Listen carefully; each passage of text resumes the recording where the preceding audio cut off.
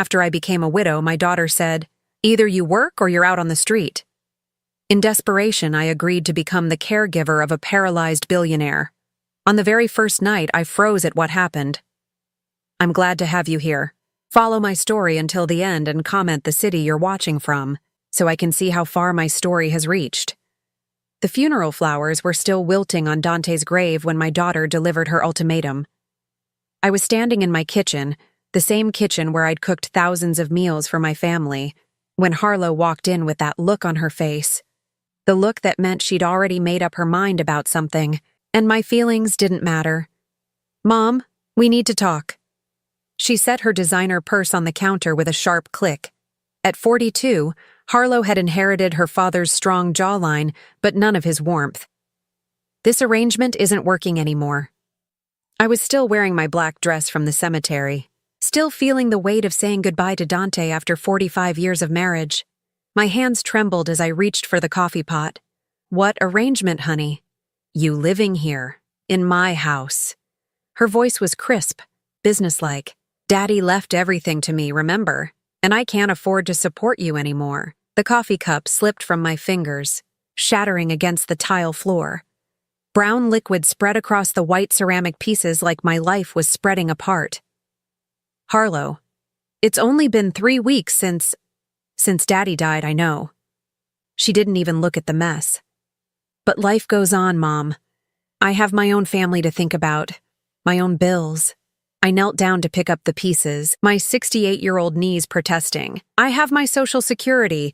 It's not much, but I can contribute $800 a month?" Harlow laughed, but there was no humor in it. "That doesn't even cover the utilities. Look, I've been thinking about this, and I have a solution." I stopped cleaning and looked up at her. My daughter, the baby I'd rocked through countless sleepless nights, the little girl who used to crawl into my bed during thunderstorms.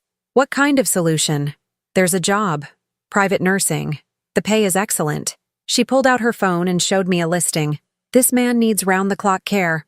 You were a nurse before you married Daddy. It's perfect." My stomach dropped. "Harlow, I haven't worked as a nurse in over 40 years. Medicine has changed. I wouldn't even know how to—" "It's not medical nursing, Mom. It's more like companionship. Helping with daily activities. You can do that." She was already scrolling through her phone. "I already contacted them. You have an interview tomorrow." I stood up slowly, ceramic shards still cutting into my palm. "And if I don't get the job?" Harlow finally looked at me, and I saw my answer in her eyes before she spoke. "Then you'll need to find somewhere else to live. I'm sorry, Mom, but I can't carry you forever." The next morning, I found myself standing outside a mansion that looked like something from a movie. The driveway alone was longer than our old street. My hands shook as I rang the doorbell, and I wondered how my life had come to this. At 68, I was applying for a job I wasn't qualified for because my own daughter had thrown me out.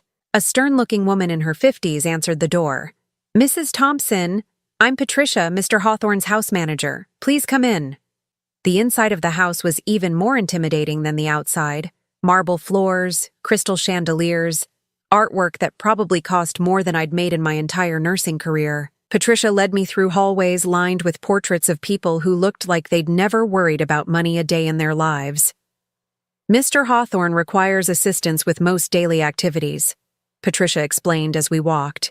"He's paralyzed from the waist down following an accident 5 years ago. The position includes room and board, plus a very generous salary." We stopped outside a set of double doors. "Before we go in, I should warn you, Mr. Hawthorne can be difficult. He's had 17 caregivers in the past 2 years." My heart sank. 17 caregivers. What had I gotten myself into? Patricia opened the doors to reveal a massive library with floor-to-ceiling windows overlooking perfectly manicured gardens. And there, in a wheelchair by the window, sat a man with silver hair and the kind of strong features that must have been devastating when he was younger. "Mr. Hawthorne, this is Hilda Thompson, the candidate we discussed." He turned his wheelchair toward us, and I felt the strangest sensation wash over me. His eyes were blue, the kind of deep blue you only see in old photographs or faded memories. When his gaze met mine, something flickered across his face. Recognition? Confusion? I couldn't tell. "Mrs. Thompson." His voice was deep, cultured, with just a hint of something I couldn't place. "Please, Sit down. I lowered myself into the chair across from him, trying to ignore how my heart had started beating faster. There was something about his face, about the way he looked at me, that made my chest tighten with an emotion I couldn't name. "Patricia tells me you were a nurse," he said, but his eyes never left my face. It was as if he was studying me, searching for something. "Yes, sir. Many years ago, before I married." My voice came out steadier than I felt. "And your husband recently passed away." It wasn't a question. "I'm sorry for your loss." "Thank you." I glanced down at my hands, still wearing Dante's ring. "It's been difficult." When I looked up again, Terrence Hawthorne was still staring at me with that intense, almost desperate expression. "Have we met before, Mrs. Thompson? There's something about you that seems familiar." My blood ran cold. I forced myself to smile politely. "I don't think so, Mr. Hawthorne. I'm sure I would remember." But even as I said it, alarm bells were ringing in my head, because there was something familiar about him too. Something about the shape of his mouth, the way he tilted his head when he spoke. Something that made my hands tremble and my breath catch. "Perhaps not," he murmured, but he didn't look convinced. "Tell me, Mrs. Thompson, why do you want this position?" The honest answer was that I was desperate, that my daughter had thrown me out and I had nowhere else to go, that at 68 I was too old and too tired to start over, but I had no choice. Instead, I said, "I believe in taking care of people. I always have." Something in his expression softened. "And you're not afraid of challenging situations?" I thought about Harlow's cold eyes, about cleaning up my broken coffee cup while my daughter watched, about sleeping in the guest room of my own home because Harlow had already moved into the master bedroom. "No, sir, I'm not afraid." Terrence nodded slowly. "Patricia, would you give us a moment alone?" After Patricia left, closing the doors behind her, Terrence wheeled his chair closer to mine. "Mrs. Thompson, I'm going to be frank with you. I am not an easy man to work for. I'm demanding, particular, and I don't suffer fools gladly. But if you take this position, you'll be treated with respect and paid well." "Very well." He named a salary that made my head spin, more money than Dante had made in his best year. "However," he continued, "I need someone I can trust. Someone who won't gossip about my personal affairs or treat me like an invalid. Can you be that person?"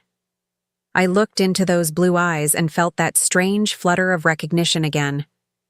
"Yes, Mr. Hawthorne, I can." "Good." He extended his hand to shake mine, and when our fingers touched, I felt a jolt of electricity that had nothing to do with static. "Welcome to my home, Hilda." The way he said my name, soft and almost reverent, made my heart skip. I pulled my hand back quickly, telling myself I was imagining things. I was a widow, for God's sake, a grandmother. I had no business feeling anything for this man. But as Patricia showed me to my quarters later that evening, I couldn't shake the feeling that my life had just taken a turn I wasn't prepared for, and the way Terrence Hawthorne looked at me, like he was seeing a ghost from his past, made me wonder if I was about to discover something I'd spent 48 years trying to forget. My first week at the Hawthorne mansion felt like living in a beautiful prison. The room Patricia had assigned me was larger than my entire apartment with Dante, complete with its own sitting area and a bathroom that sparkled like something from a luxury hotel. But every morning when I woke up, I felt the crushing weight of my new reality. At 68, I was essentially a live-in servant. Terrence was exactly as Patricia had warned, demanding, particular, and with a sharp tongue when things weren't done to his specifications. He wanted his morning coffee at exactly 7:15, not 7:20. His newspapers had to be arranged in a specific order. His medication schedule was rigid, and God help me if I was even a minute late. But there were moments, quiet moments between his commands and criticisms, when I would catch him watching me with that same intense expression from our first meeting, as if he was trying to solve a puzzle that had been bothering him for years. "Hilda," he said on Thursday morning as I arranged his breakfast tray. "That's an unusual name. Family name?" I paused in cutting his grapefruit. "My grandmother's name. She was German." "German," he repeated thoughtfully. "And where did you grow up?" "Here and there." I kept my voice neutral, but my hands had started to shake slightly. My father moved around a lot for work. It wasn't entirely a lie. We had moved frequently, though not for work. More like running from creditors and my father's gambling debts. But some memories were better left buried. That afternoon, while Terrence napped, I finally unpacked the 3 boxes Harlow had grudgingly allowed me to take from the house. Most of it was practical items. Clothes, a few books, my jewelry box. But at the bottom of the last box, wrapped in tissue paper, was something I'd almost forgotten I still had. My old photo albums.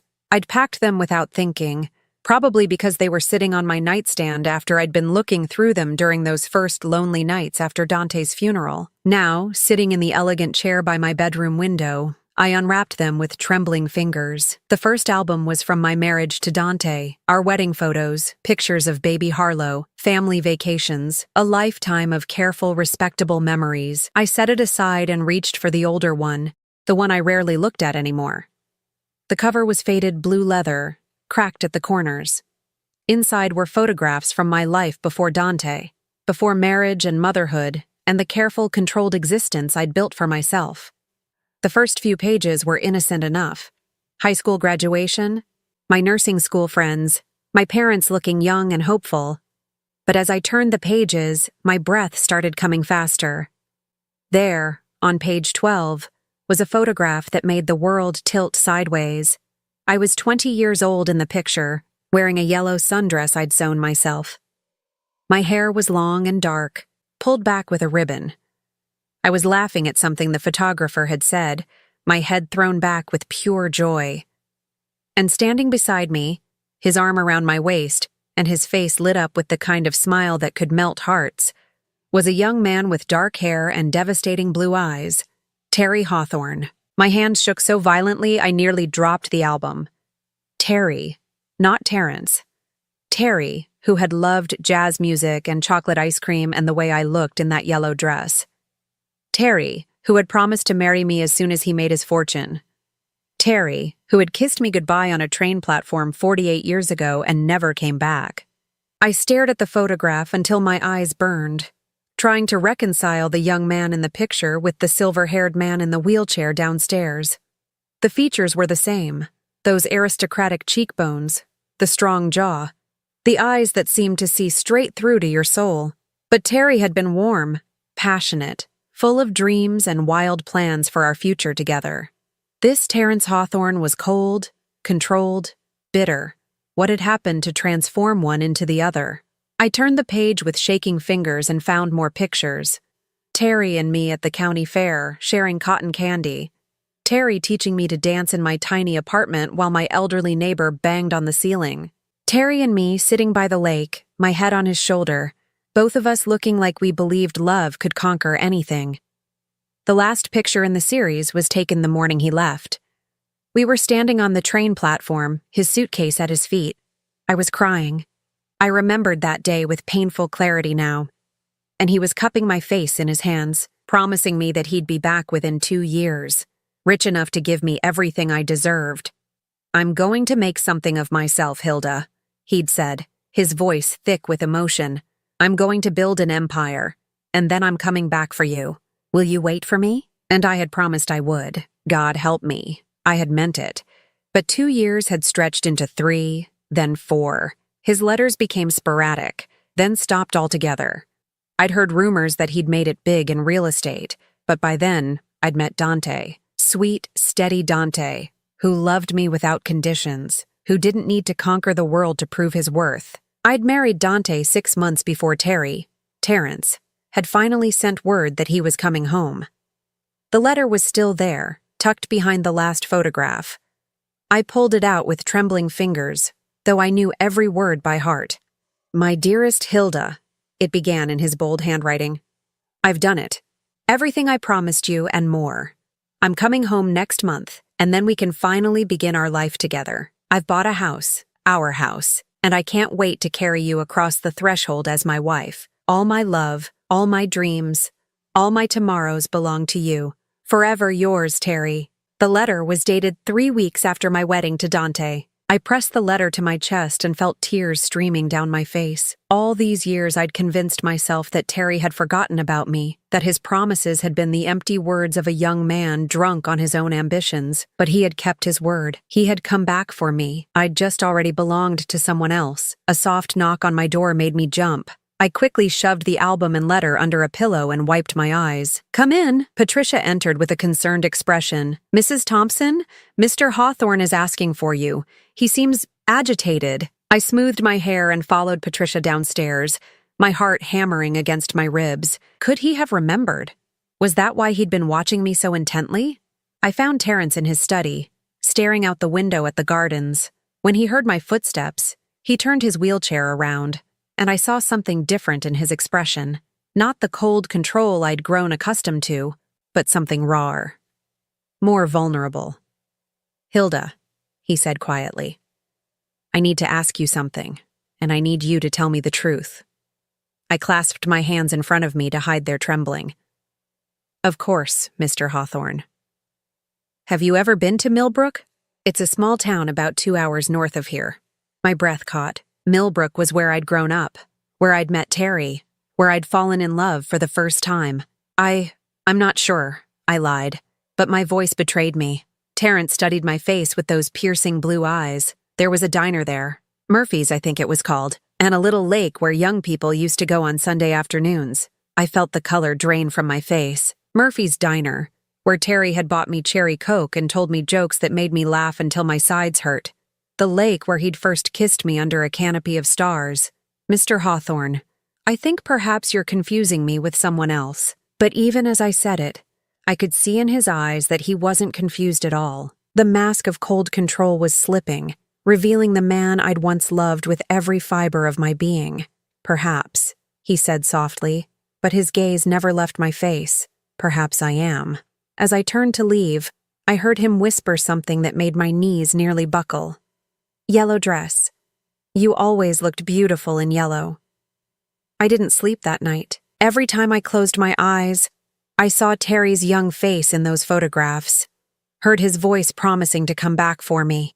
And downstairs, the man he'd become was probably lying awake too, piecing together the same memories that were tearing my heart apart. By morning, I'd made a decision. I couldn't keep pretending. The charade was eating me alive, and it was clear that Terry, was remembering more each day. Better to face the truth head-on than let it destroy us both slowly. I found him in the conservatory, reading the morning paper. The sunlight streaming through the glass walls caught the silver in his hair, and for a moment I could see both versions of him superimposed, the young man full of dreams and the successful, lonely man he'd become. "Good morning, Mr. Hawthorne." I set his coffee down exactly where he liked it, my hands surprisingly steady. "Hilda." He looked up from his paper, and I saw exhaustion in those blue eyes. "Did you sleep well?" "No," I said honestly. "Did you?" A ghost of a smile touched his lips. "No, I kept thinking about yellow dresses and cherry Coke at Murphy's Diner." My breath caught. There was no point in denying it anymore. The cherry Coke was too sweet. "You always said I should get vanilla." But I was stubborn. Terrence closed his eyes, and when he opened them again, they were bright with unshed tears. "Hilda Marie Brennan, you wore your grandmother's locket and had a scar on your left knee from falling off your bicycle when you were 8. I touched my throat automatically, where the locket used to rest. "You gave me a ring, a little silver band with a promise that someday you'd replace it with diamonds. I still have it." His voice was barely a whisper. "I've carried it with me for 48 years. We stared at each other across the space that separated us, not just the few feet between his wheelchair and where I stood, but the decades of different lives, different choices, different kinds of love. "Why didn't you tell me who you were?" he asked. I sank into the chair across from him, suddenly feeling every one of my 68 years. "Because I was afraid. Because I'm not the girl you remember anymore. Because—" I took a shaky breath. "Because you're not the boy I remember either." Terrence nodded slowly. "When I came back and found out you'd married Dante Thompson, I wanted to hate you. I told myself you'd never really loved me, that you'd just been waiting for someone better to come along. That's not true." The words came out more forcefully than I'd intended. I waited, Terry. I waited until I couldn't wait anymore. Your letters stopped coming and I thought— I wiped away a tear.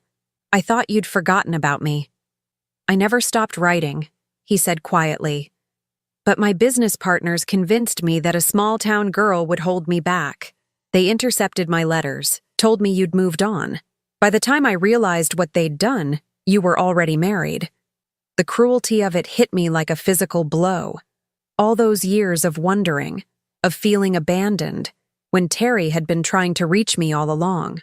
I hired a private investigator to keep track of you, Terrence continued. I know it sounds terrible, but I needed to know you were happy. I knew when Harlow was born, when you moved to the house on Maple Street, when Dante got promoted at the bank. I even knew when he got sick. I stared at him, shocked. You've been watching me for 48 years? From a distance. I never interfered, never tried to contact you. I needed to know you were all right. He reached into his jacket pocket and pulled out a small velvet box, and I kept hoping that someday, somehow, fate would bring you back to me. With trembling hands, he opened the box to reveal the silver ring he'd given me all those years ago. The one I'd returned to him in tears the day before my wedding, unable to bear wearing another man's promise while pledging my life to Dante. You kept it, I whispered. I kept everything. Every photo, every letter you wrote me, every memory. He looked down at the ring. I never married Hilda. I told myself it was because I was too focused on business, but the truth was simpler than that. No one else was you. The weight of his words settled between us like a stone dropping into still water. 48 years of loneliness, of building walls around his heart, of watching the woman he loved live her life with someone else. Terry, I didn't know what to say. How do you apologize for a lifetime of separation that neither of you chose? I don't blame you, he said quickly. You made the right choice. Dante was a good man. He loved you the way you deserved to be loved, and he was there when I couldn't be. I've made my peace with that. Have you? I asked softly. Because the man I've been working for these past weeks doesn't seem at peace with anything. Terrence's jaw tightened. The accident changed me. 5 years ago, I was still holding on to the fantasy that maybe someday we'd meet again, that maybe there could be some kind of second chance. Then I woke up in a hospital bed, paralyzed from the waist down, and I realized how foolish I'd been. What could I offer you now? A broken man in a wheelchair? Stop. I stood up abruptly, anger flaring in my chest. Just stop. Do you think I'm so shallow that your legs matter more than your heart? Do you think I'm the kind of woman who would turn away from someone I cared about because they needed help instead of being able to give it? He looked startled by my vehemence. Hilda, I loved you, Terry. Not your potential fortune, not your grand plans for the future. I loved the boy who brought me wildflowers because he couldn't afford roses, the boy who held me when I cried about my father's drinking, the boy who believed in dreams so fiercely that I couldn't help but believe in them too. I was crying now. 48 years of suppressed emotions pouring out of me like water through a broken dam. And if that boy is still in there somewhere, then everything else is just details. Terrence reached for my hand, and I let him take it. His fingers were older now, marked with age spots and thinner than I remembered, but his touch still sent electricity through my veins. He's still here, he said quietly. Buried under a lot of bitterness and disappointment, but still here. The question is, what do we do now? I looked around the conservatory, at the life of luxury he'd built around himself. Then I looked back at his face, searching for the answer to a question I'd been afraid to ask. Are you happy, Terry? Really happy? He was quiet for a long moment. I was successful. I was respected. I had more money than I could spend in 10 lifetimes. He paused. But happy? No. I don't think I've been truly happy since the day I left you on that train platform. Then maybe, I said carefully, it's time to stop punishing ourselves for choices we made when we were different people. Maybe it's time to see what the people we are now could build together. Terrence brought my hand to his lips and kissed it gently. Would you be willing to try? Not as my nurse, but as whatever we could be to each other? I thought about Harlow, about the cold house where I was no longer welcome.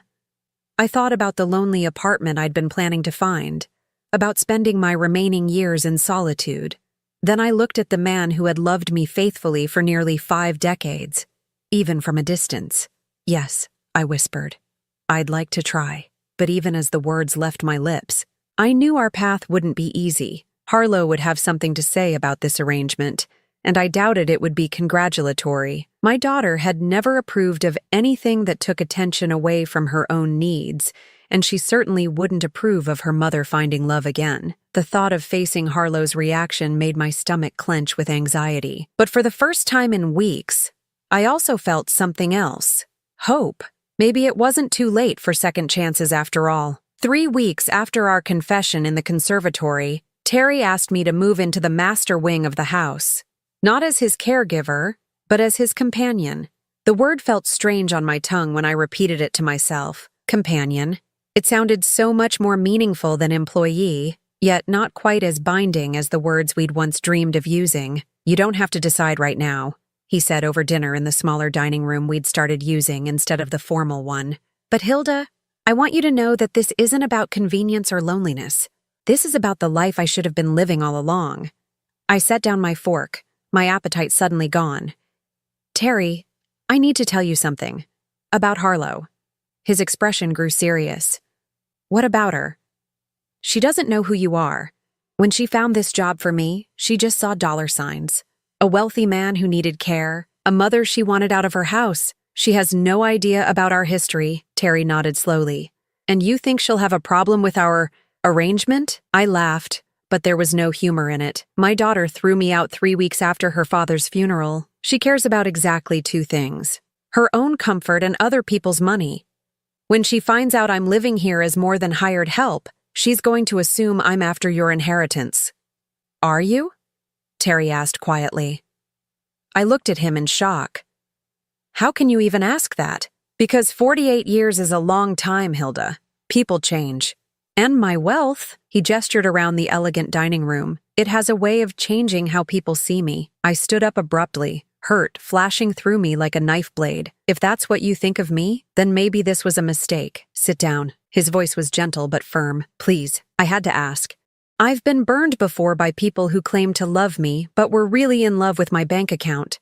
I needed to hear you say it. I remained standing, my arms crossed. Say what? That you don't want my money. That you're here because of who I am, not what I have. I shouldn't have to say it. You should know it. Terry reached for my hand, but I pulled away. You're right. I should. And deep down, I do. But Hilda, you have to understand. When you have this much money, you start to question everyone's motives, even the people you love most.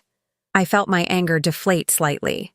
Is that really how you've lived all these years? Not trusting anyone? Pretty much. He looked down at his hands. It's a lonely way to live, but it seemed safer than being hurt again. I sat back down, studying his face, the lines around his eyes, the way his mouth turned down at the corners.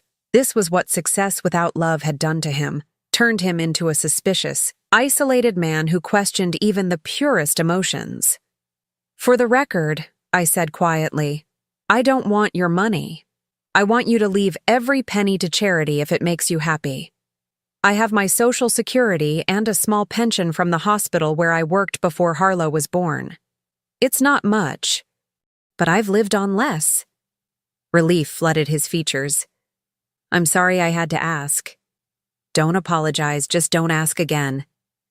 I picked up my fork and took a bite of the salmon Patricia had prepared. Now, about Harlow.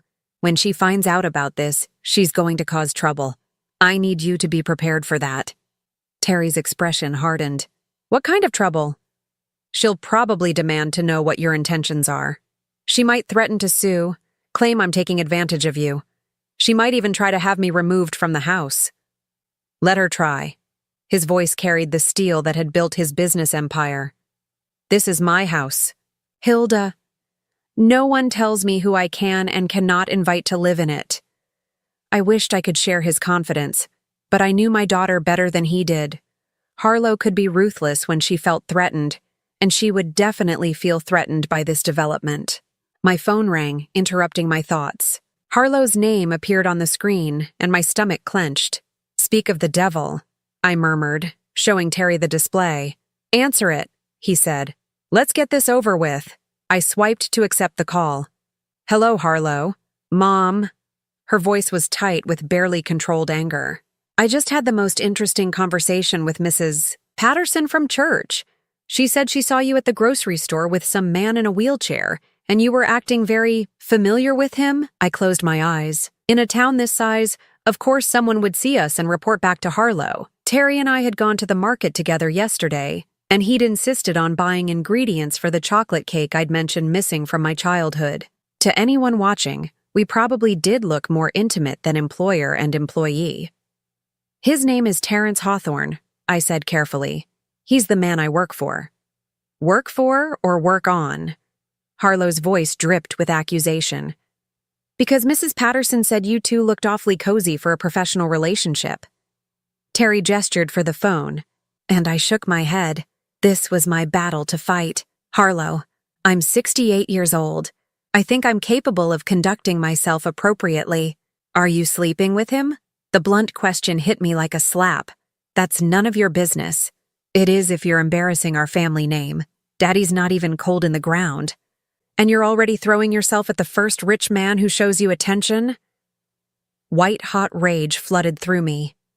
How dare you? Your father has been gone for 2 months, and I grieved for him properly.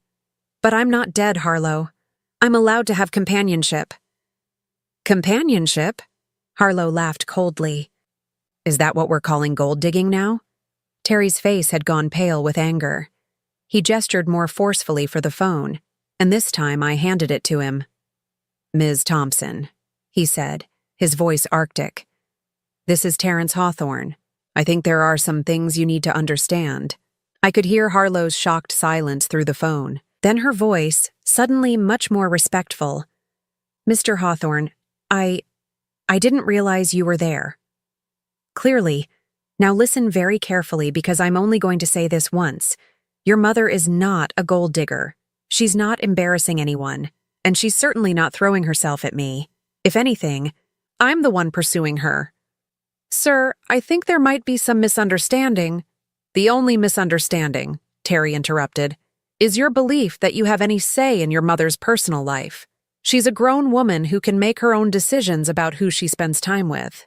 But she's vulnerable right now. She's grieving, and she might not be thinking clearly. Your mother is one of the strongest, most clear-thinking women I've ever met. The fact that you can't see that says more about you than it does about her. The silence on the other end of the line stretched out for several seconds. When Harlow spoke again, her voice had taken on a different quality.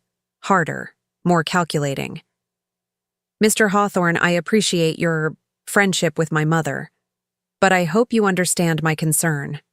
She's been through a lot lately, and I just want to make sure she's not being taken advantage of. The only person who's taken advantage of your mother recently, Terry said quietly, is you. Another silence.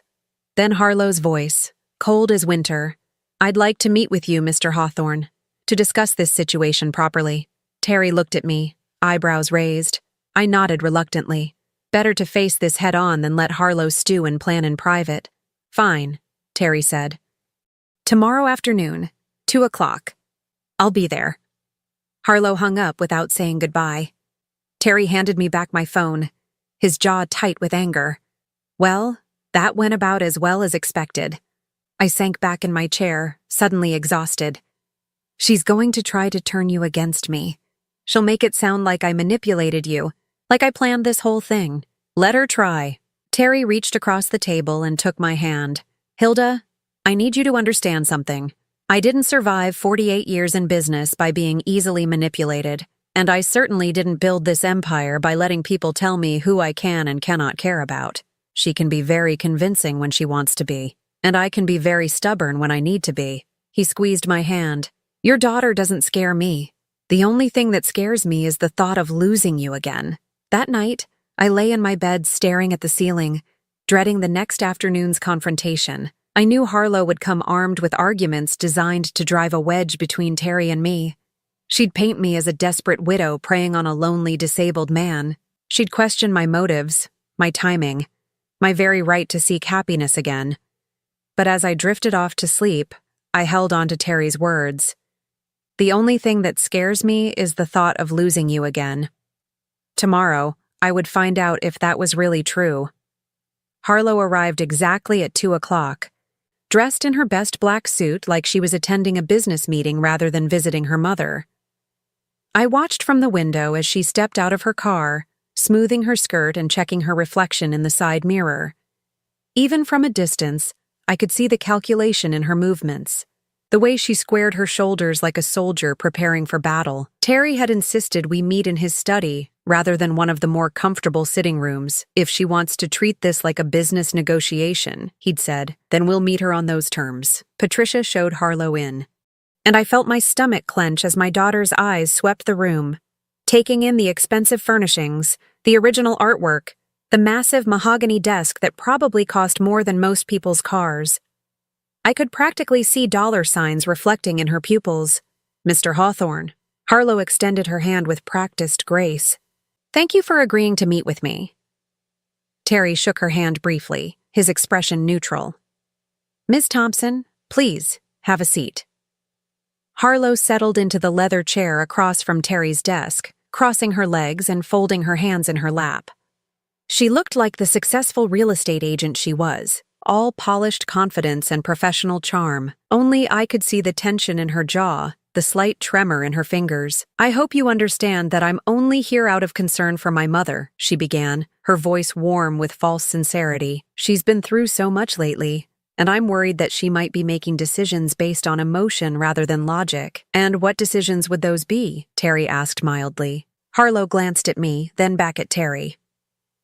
Well, this living arrangement for one. It's highly unusual for a caregiver to move into the employer's personal quarters. It raises questions about the nature of your relationship. What kind of questions?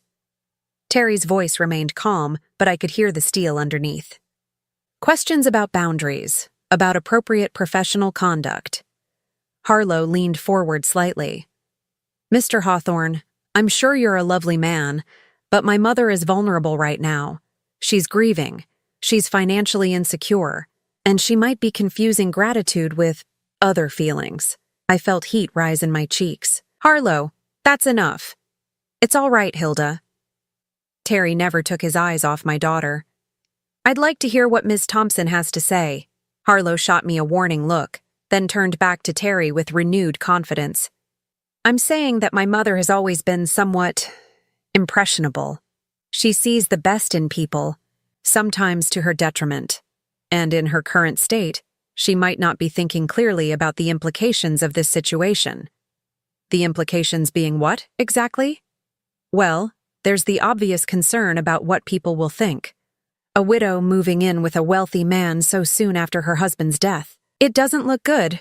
Harlow's voice took on a concerned, caring tone that made my skin crawl. And then there's the question of what happens when this arrangement ends. Will my mother be left with nothing again? Will she have to start over once more? Terry leaned back in his wheelchair, his fingers steepled in front of him. Those are interesting points. Tell me, Ms. Thompson, what do you think would be best for your mother? Harlow's eyes lit up, thinking she'd found an opening. I think she should come home, back to her family, where she belongs, where she can grieve properly and make rational decisions about her future. And by home, you mean the house you inherited from your father? The house you asked her to leave? Harlow had the grace to look uncomfortable. That was a misunderstanding. I was emotional, dealing with my own grief. Of course, my mother is always welcome in my home. For how long? Terry asked quietly. I'm sorry? How long would your mother be welcome? Until you decide she's a burden again? Until the next time you need space for your own family? Harlow's mask slipped slightly, revealing the calculating woman underneath. Mr. Hawthorne, I don't think you understand the complexity of family relationships. Oh, I understand perfectly. Terry's voice cut through her words like a blade. I understand that you threw your mother out 3 weeks after burying her husband of 45 years. I understand that you gave her an ultimatum, work or live on the street. And I understand that the only reason you're here now is because you've realized she might have found something better than what you were offering. Harlow's face flushed red. That's not... I was protecting her, teaching her to be independent. By making her homeless, she wasn't homeless. She had options, such as... Harlow looked frantically between Terry and me, clearly not expecting to be put on the defensive. She could have found an apartment. She has Social Security. $800 a month, Terry said quietly. Do you know what the average rent is in this area, Ms. Thompson? Harlow's mouth opened and closed like a fish gasping for air. $1,200, Terry continued. For a one-bedroom apartment in a decent neighborhood, your mother would have been $400 short every month just for housing. That doesn't include food, utilities, medical expenses, or any of the other costs of living. She could have found something cheaper? Where? In what part of town? You were willing to let your 68-year-old mother live in poverty rather than inconvenience yourself. I watched this exchange with a mixture of satisfaction and sadness. Satisfaction because someone was finally holding Harlow accountable for her cruelty. Sadness because that someone had to be a stranger rather than my daughter's own conscience. Harlow's professional composure was cracking rapidly. You don't understand. My mother, she's always been difficult. High maintenance. She expects everyone to take care of her. High maintenance?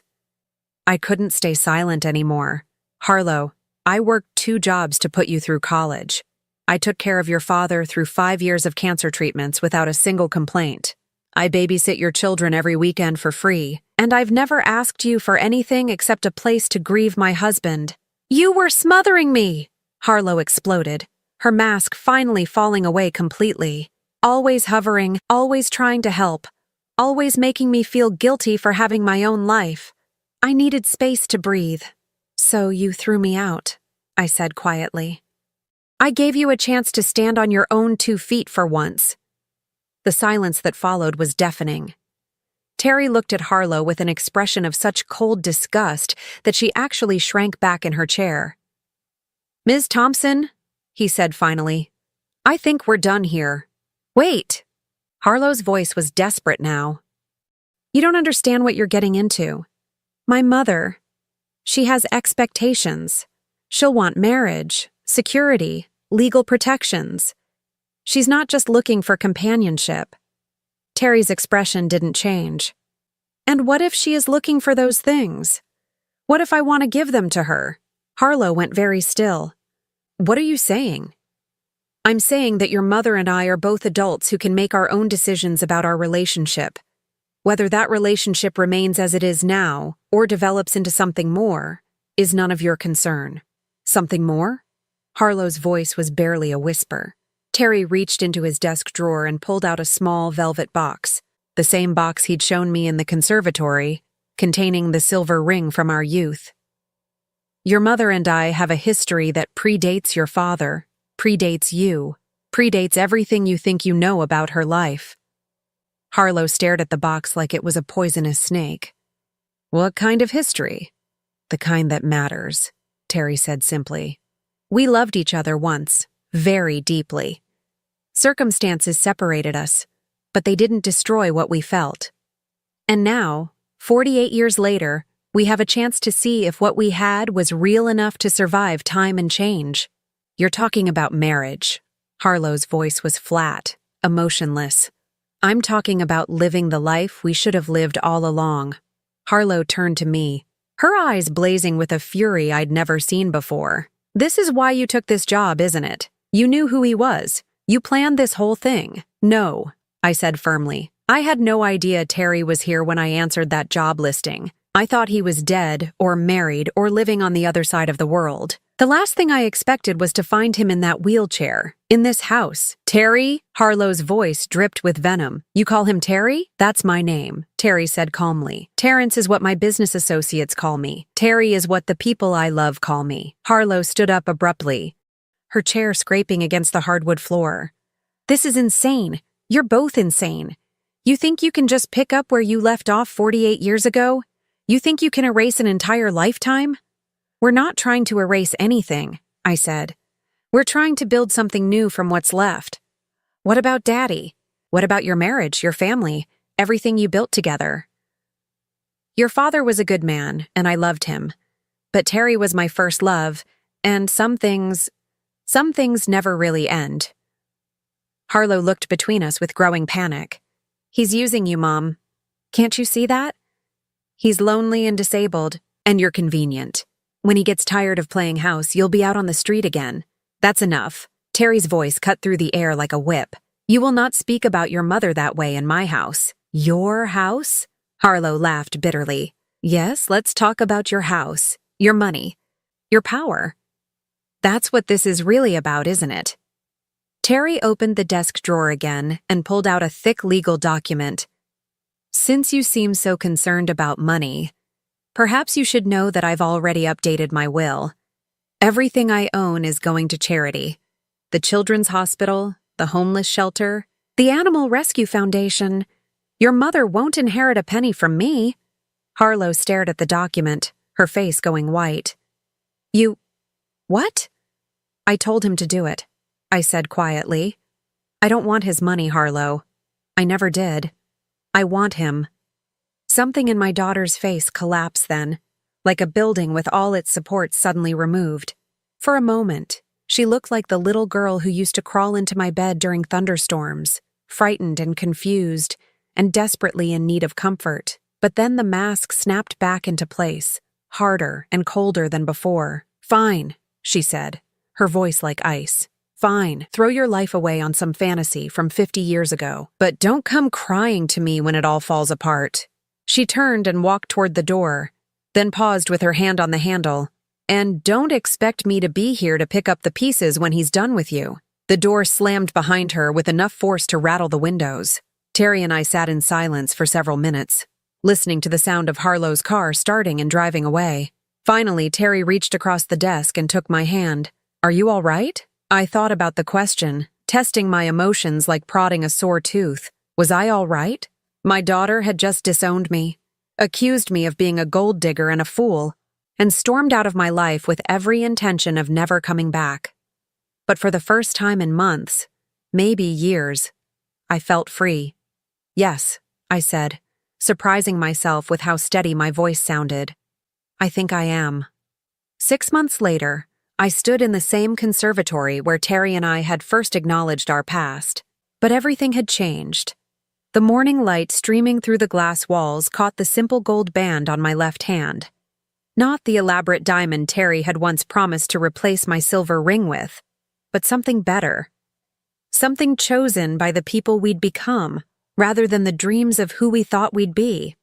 We'd married quietly 3 weeks ago, with only Patricia and Terry's lawyer as witnesses. It wasn't the grand wedding I'd imagined as a 20-year-old girl, but it was perfect in its simplicity. Two people who'd found their way back to each other against all odds, promising to spend whatever time they had left together. Mrs. Hawthorne, Patricia said, entering the conservatory with her usual brisk efficiency, but I caught the small smile she tried to hide. Even Patricia, stern and practical as she was, had softened toward our unlikely romance. There's someone at the front door asking to see you. My heart clenched. I'd been expecting this visit for months, ever since the wedding announcement appeared in the local paper. Harlow had maintained her silence since that awful confrontation in Terry's study. But I knew she'd heard the news. In a town this size, everyone knew everyone's business. Who is it? I asked. Though I already knew. Your daughter, ma'am. She seems upset. I found Terry in his study, reviewing quarterly reports for the foundation he'd established to manage his charitable giving. He looked up as I entered, immediately reading the tension in my face. She's here, I said simply. Terry set down his papers and wheeled his chair around to face me. Do you want me to handle this? No. She's my daughter. This is my conversation to have. I smoothed my hands over my skirt, trying to calm my nerves. But I'd like you to be there, if you don't mind. Of course.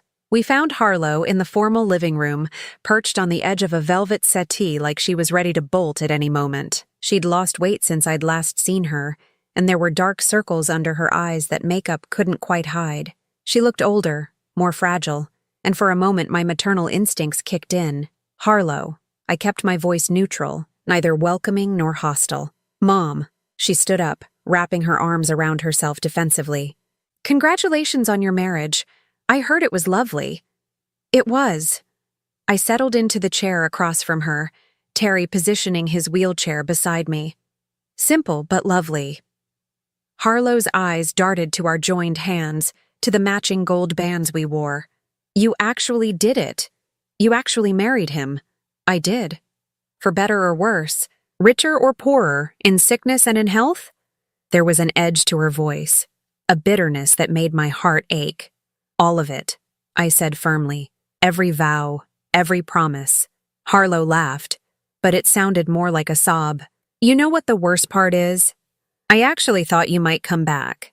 After the novelty wore off, after you realized what you'd given up, I thought you'd come home. This is my home now. With him. She looked at Terry with barely concealed resentment. With a man you barely know anymore. I know him better than you think, I said quietly. And more importantly, I know myself better than I did 6 months ago. Harlow was quiet for a long moment, staring at the Persian rug beneath her feet. When she looked up again, her eyes were bright with unshed tears. I've been thinking about what you said, about Daddy, and your first love, and things never really ending. She took a shaky breath. I went through Daddy's papers after you left. I found some letters. My breath caught. What kind of letters? Love letters. To someone named Jennifer. Dated from 2 years before he died. Harlow's voice was barely a whisper. He was having an affair, Mom. For at least 2 years. Maybe longer. The words hit me like a physical blow. Dante, my steady, faithful Dante, had been unfaithful. While I was caring for him through his illness, while I was holding his hand through chemotherapy and pretending not to notice how much weight he was losing, he was writing love letters to another woman. Terry's hand tightened around mine, grounding me, keeping me steady. I'm sorry, Harlow continued. I know it hurts, but I thought you should know that maybe your marriage wasn't as perfect as I always believed it was. I closed my eyes, processing this revelation. It should have destroyed me. It should have made me question everything I thought I knew about my life with Dante. Instead, I felt something unexpected. Relief. Thank you for telling me, I said finally. Harlow looked surprised. You're not angry? I'm sad, disappointed, but not angry. I thought about how to explain what I was feeling. Your father was a good man who made some poor choices. That doesn't erase the good years we had together. But it does put things in perspective. What kind of perspective? The perspective that maybe I don't owe my entire life to his memory. Maybe I don't have to feel guilty for finding happiness again. Harlow was crying now, tears streaming down her face unchecked. I was so jealous of you, Mom. So angry that you could just move on, start over, be happy. I couldn't understand how you could forget Daddy so easily. I didn't forget him. I never will. But I also couldn't stay frozen in grief forever. And I made it worse by throwing you out. Harlow's voice broke completely. I was so hurt, so angry about the affair, and I took it out on you. I blamed you for not being enough to keep him faithful, and then I blamed you for being too much when you needed support. The pieces of my daughter's behavior finally clicked into place. The sudden coldness after Dante's funeral, the cruel ultimatum, the desperate need to control my life. Harlow hadn't been protecting herself from my grief. She'd been drowning in her own anger and disappointment. Oh, sweetheart. I stood up and moved to sit beside her on the settee. You should have told me. How could I? How could I tell you that your perfect husband was a cheater? That everything you believed about your marriage was a lie? It wasn't all a lie, I said gently. The early years were real. The love was real, even if it changed over time. And you were real. The best thing that came out of that marriage. Harlow leaned against me, and for the first time in months, she felt like my daughter again instead of a stranger wearing a familiar face. I've been so awful to you, she whispered. You've been hurting. There's a difference. Can you forgive me? I looked across the room at Terry, who was watching us with quiet understanding. He nodded slightly, encouraging me to follow my heart. I forgive you, I said, but things can't go back to the way they were. I'm not the same person I was 6 months ago. And neither are you. Harlow pulled back to look at me. What does that mean? It means that if you want to be part of my life, you need to accept my choices. All of them. You need to respect my marriage, my husband, and my right to be happy. And if I can't, then we'll love each other from a distance. I won't let anyone, not even you, make me feel ashamed of the life I'm building. Harlow was quiet for a long time, considering my words. Finally, she turned to Terry. I owe you an apology too, she said. I said terrible things about you. About your relationship with Mom. I was wrong.